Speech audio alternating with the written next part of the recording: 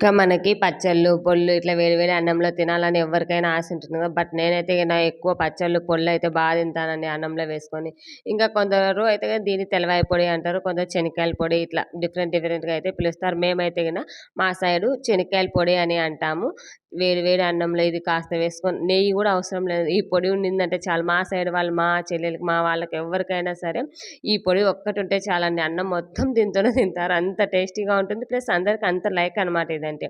ఇంగ ఇందుకోసం అయితే ఏం లేదు కరివేపాకు, జీలకర్ర, ధనియాలు, ఎండుమిరపకాయలు కొంచెం ఒక 2 డ్రాప్స్ ఆయిల్ వేసేసి ఫ్రై చేసేసుకోవాలి. ఎందుకంటే కొంచెం క్రిస్పీగా రావడానికి. ఫ్రై చేసుకున్న తర్వాత శనక్కాయ పప్పులు కూడా ఇలా ఫ్రై చేసుకోవాలి. మరీ ఎక్కువ గాకుండా కొంచెం ఇలా ఫ్రై చేసుకున్న తర్వాత ఉప్పు వేసి వీటన్నిటిని మిక్సీ పట్టుకోవాలి.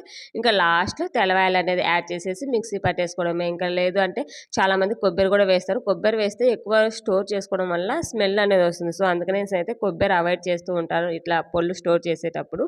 ఇంకా వేడి వేడి అన్నంలో ఈ పొడి వేసుకొని తింటే ఉంటదండి. అసలు నాకిప్పుడు చెప్తుంటే నోట్లో వాటర్ అనేది వచ్చేస్తుంది. ఎలా ఉంది ఏంటి అని కామెంట్ బాక్స్‌లో అయితే కామెంట్ చేయండి ఫ్రెండ్స్.